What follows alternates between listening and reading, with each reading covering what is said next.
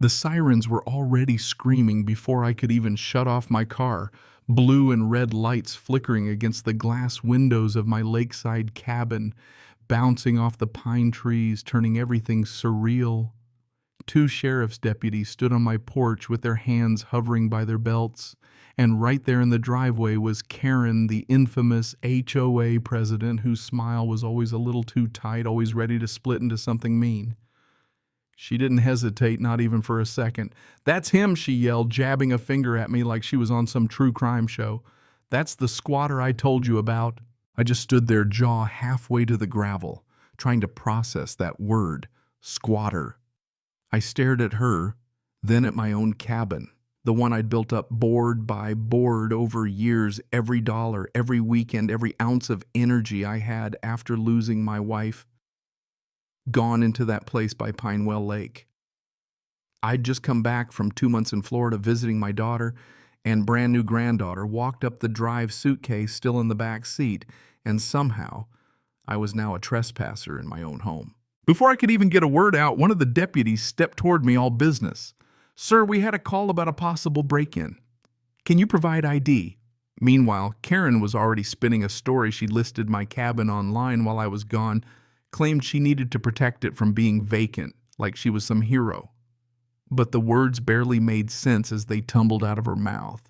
I just stood there frozen, trying to keep my cool, until I reached into the glove box for my wallet. And that's when she let out a scream that would make Broadway proud. "He's reaching for a weapon." The deputies' guns were drawn before I even realized what was happening right there in my own driveway. My hands went up so fast my shoulders ached. That's when it hit me. Karen wasn't just a pain in the neck, she was dangerous. Let me back up a sec, because if you told me a year ago I'd be staring down gun barrels outside my own cabin, I would have laughed. I'm Mark Donnelly, 58 widower, retired shop teacher who moved out to Pinewell looking for quiet after my wife passed. I found this busted up cabin nobody wanted, and yeah, it was a mess, but I saw what it could be. Bought it for a steal, worked on it every weekend for years. And the first thing I learned, the HOA out here doesn't like surprises or new faces. Karen Matthews, clipboard in hand, met me before I'd even replaced my first piece of siding. "You need approval for exterior modifications," she said. I nodded, told her I understood. But with Karen, that was never enough. Mailbox color, window shutters, fence height, every inch was her kingdom. But I tried to keep it friendly. My wife always said kindness might not change people, but it'll let you sleep at night. I shoveled Karen's drive that one brutal winter, helped with her garden hose, even made small talk when her son ghosted her. She'd soften up for a bit, then come right back stricter than ever. People like Karen, they never forget who doesn't bow. Then this spring, my daughter had her first baby. I flew to Miami to help. Before I left, I did everything by the book, locked up, shut the water off. Emailed the HOA, even asked Karen to keep an eye out. "Happy to," she said with that smirk behind her mug. Would hate to see anything happen. When I got back, everything was different. There was a fresh keypad on my gate, curtains I'd never seen in the windows, strange cars in my driveway with Bachelorette Bash bumper stickers. I sat there in my car and for some reason pulled up the Wi-Fi on my laptop. First thing I saw was my own cabin listed as rustic waterside getaway hosted by Karen. Photos of my bedroom, my kitchen, the table my wife and I had carved together when we were still young. That's when Karen stormed over, phone ready. "You can't be here," she barked. "This is my house now." I tried to keep my voice level. "Karen, you're trespassing. I'm protecting property values," she snapped, dialing the cops right in front of me. And that's how I ended up being called a squatter in my own yard with two deputies aiming pistols in my direction. But it got weirder. A black SUV pulled up and out came a couple in matching Lake Life Crew t-shirts. "Is this our rental?" the woman asked. All sunny smiles, dragging a cooler up the drive. She had the booking on her phone, my house, 3 nights, nearly $800 paid to Karen Lakeside host. The deputy's eyebrows shot up. Karen tried to bluff, but when the couple showed the receipt, she started backpedaling fast. Suddenly she was just helping the neighborhood, keeping homes safe. The officer turned to me. "Sir, do you have ID?" I showed him everything.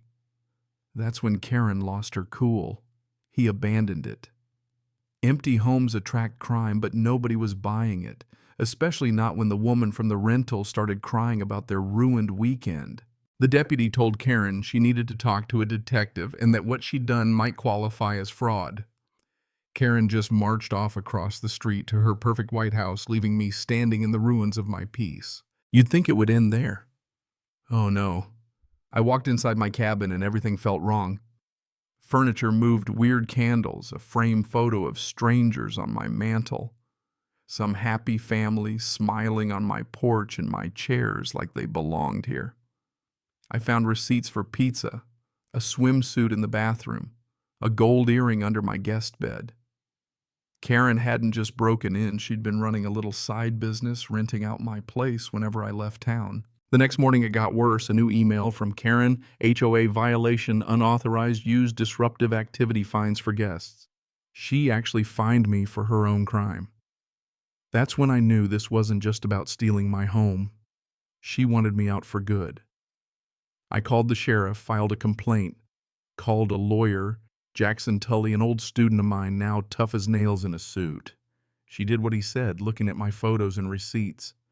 We'll hit her for fraud, trespassing, maybe even grand theft. But Karen wasn't done. The very next day, 2 guys showed up to install a surveillance post in my yard. Visual nonconformity, they said. Wrong color shutters. Karen watched from her window, smiling. It was war. That night I posted in the Pinewell community group asking if anyone knew about Karen's rental scam. And then a twist one neighbor replied, "Wait, that was your house." She said she was managing it for her uncle. We have photos. Turns out half the street had stories missing things. Weird visits, Karen letting herself in to check the pipes. Jackson started drafting a lawsuit for damages, defamation, emotional distress. But Karen tried to circle the wagons, scheduled an HOA disciplinary hearing, tried to rally the board. The meeting was straight out of a bad courtroom drama. Karen at the head table in pastel pink pearls hair like cotton candy, accusing me of letting transient guests ruin the neighborhood.